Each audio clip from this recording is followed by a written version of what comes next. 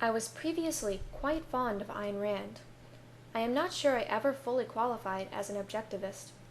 I don't think I understood objectivism well enough when I thought that I subscribed to this ideology, and as I came to understand it better, I came to reject it more. I have never read any of Rand's work outside of her fiction, but I am familiar with her ideas from exposure to other sorts of media concerning her ideas.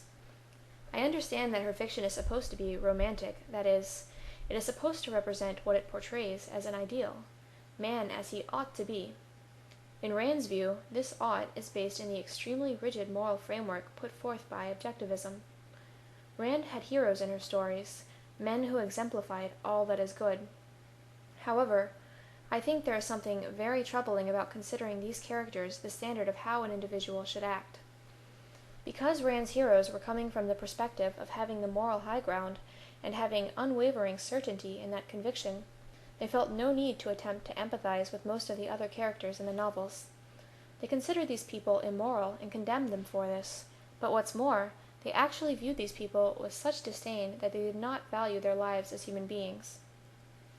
These characters had chosen the morality of death, and as such, death was all they deserved.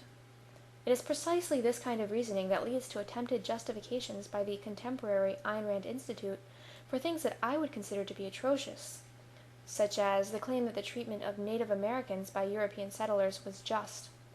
The justification goes something like this: the Native Americans were savages, therefore they were immoral, and they had no right to life. It seems contradictory that there is this kind of disregard for human life encouraged by a moral framework that is supposed to be based on the value of the individual's life.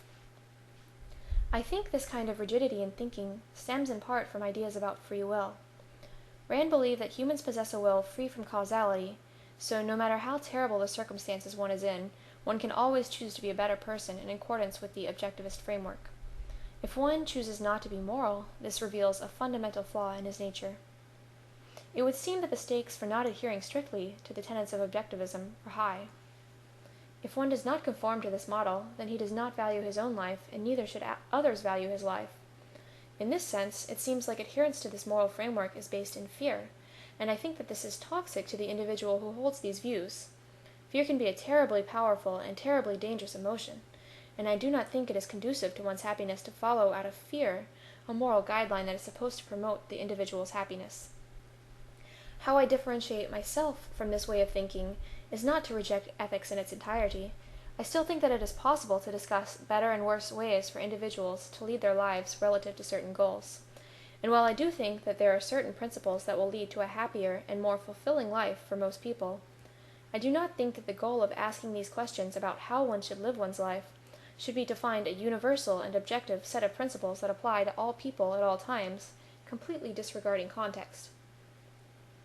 Some might argue that in order for any prescriptions regarding how humans ought to act to have meaning, it must be based in some initial ought. For instance, if I claim that humans ought to act in a certain way in order to achieve happiness, I have to also demonstrate that humans ought to want to achieve happiness. If I cannot do this, then I am merely engaging in description of individual preference. I recognize and struggle with this argument. Yet it still seems that statements regarding how humans should act have value to human life, and it also seems like we make these statements all the time, whether we realize it or not. When we advocate a stateless society, we are advocating a social structure that is different from what currently exists. We are saying that we think that this model for society would be preferable relative to human life and happiness than the current model. I do think that this is a prescription, but whether it is a description or a prescription does not fundamentally change anything about what I advocate. I do not think that the ethical framework that I advocate provides a justification for using violence against others to get them to comply with it. Nor do I think it should be used to try to bully others into acting in a way consistent with it. I am not trying to present a universal system of conduct for all people to follow or else be condemned and dehumanized. I am fundamentally trying to understand the best way to live my own life, and which actions will lead me to my personal happiness and satisfaction. And by extension, I am exploring which actions I think would be better for human beings in general. Ultimately, I do not want to tear people down, but rather to build them up. I am not a Randian hero, nor do I want to be.